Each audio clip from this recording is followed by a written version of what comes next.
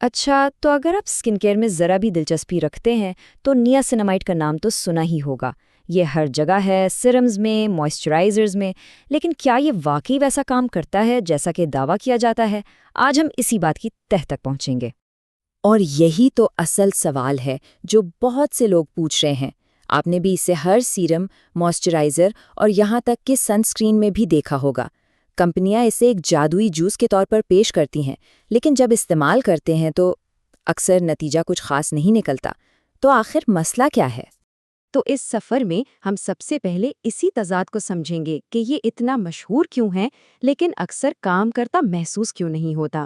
پھر ہم اس کی سائنس کو دیکھیں گے اور آخر میں وہ راز جانیں گے جس سے آپ اپنی جلد کے لیے ایک بہترین اور مؤثر روٹین بنا سکتے ہیں۔ تو سارا مسئلہ ایک بنیادی سوچ میں چھپا ہوا ہے۔ ڈرمیٹولوجسٹ یعنی جلد کے ماہرین نیاسینامائڈ کو فلم کا ہیرو نہیں سمجھتے۔ وہ اسے ایک بہترین سپورٹنگ ایکٹر یعنی معاون اداکار کے طور پر دیکھتے ہیں، وہ جو ہر سین میں تو ہوتا ہے لیکن کہانی کا مرکز نہیں ہوتا۔ اور یہ بات بالکل 16 آنے سچ ہے۔ جب ہم نائسینامائڈ سے یہ امید لگا لیتے ہیں کہ وہ اکیلے ہی سب کچھ ٹھیک کر دے گا تو ہمیں مایوسی ہوتی ہے۔ سوچیں، یہ تھوڑا سا تیل کنٹرول کرتا ہے، تھوڑی سی لالی کم کرتا ہے، لیکن یہ کسی ایک چیز کا ماہر یا ایکسپرٹ نہیں ہے۔ ٹھیک ہے، تو اسے معاون اداکار کہنے سے پہلے آئیے ایک قدم پیچھے ہٹتے ہیں اور دیکھتے ہیں کہ سائنس کی نظر میں یہ نیاسینامائڈ آخر ہے کیا چیز اور یہ کرتا کیا ہے۔ بہت ہی سادہ الفاظ میں نیاسینامائڈ وائٹامن B3 کی ایک شکل ہے۔ اسے اپنی جلد کے خلیوں کے لیے ایک انرجی ڈرنک سمجھ لیں۔ یہ انہیں وہ توانائی دیتا ہے جس کی انہیں اپنا کام ٹھیک سے کرنے کے لیے ضرورت ہوتی ہے۔ اور جب اس کے فائدوں کی فہرست پر نظر ڈالتے ہیں تو سمجھ آتا ہے کہ یہ اتنا مشہور کیوں ہے۔ یہ جلد کی حفاظتی تہ یعنی بیریئر کو مضبوط کرتا ہے، لالی کو کم کرتا ہے، تیل کو کنٹرول کرتا ہے، یہاں تک کہ DNA کی مرمت میں بھی مدد کرتا ہے۔ یہ فہرست واقعی کافی متاثر کن ہے۔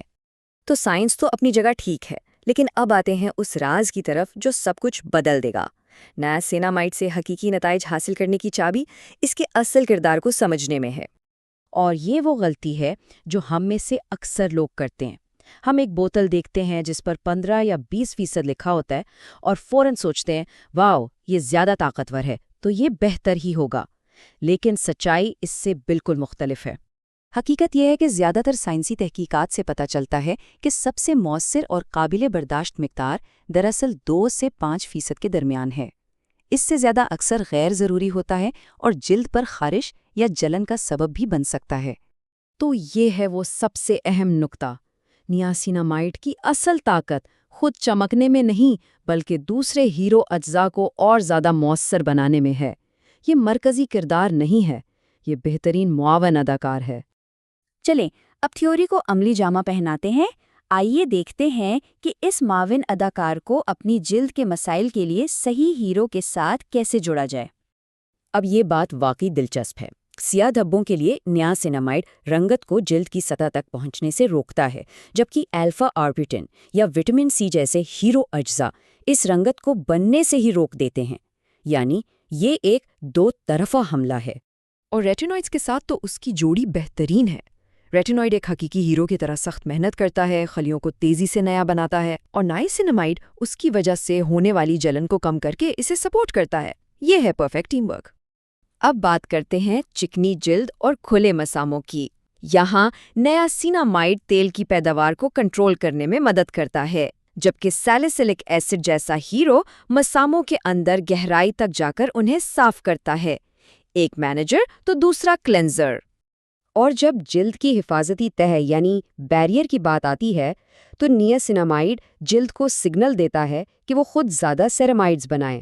وہیں دوسری طرف ایک ہیرو سیرامائڈ کریم ان ضروری اجزاء کو براہ راست جلد تک پہنچا دیتی ہے، یعنی جلد کو اندر اور باہر دونوں طرف سے مضبوطی ملتی ہے۔ اور اگر جلد سرخ اور حساس رہتی ہے تو نیاسینامائڈ اور ایزیلک ایسڈ کی جوڑی لاجواب ہے۔ نیاسینامائڈ جلد کو سکون پہنچاتا ہے، جبکہ ایزیلک ایسڈ جیسا پاور ہاؤس سوزش کی جڑ پر حملہ کرتا ہے۔ تو اصل بات یہی ہے، ہمیں کسی ایک جادوئی جوز کی تلاش چھوڑ کر اپنی جلد کے لیے ایک پوری ٹیم بنانے کے بارے میں سوچنا ہوگا، ایک حکمت عملی بنانی ہوگی۔ تو ایک بہتر روٹین بنانے کا طریقہ بہت آسان ہے۔ پہلا قدم اپنا سب سے بڑا مسئلہ پہچانیں، دوسرا اس مسئلے کے لیے اپنا ہیرو منتخب کریں، تیسرا نیاسینامائڈ کو اس کی مدد کے لیے شامل کریں، اور چوتھا جو کبھی نہیں بھولنا، ہمیشہ سنسکرین لگائیں۔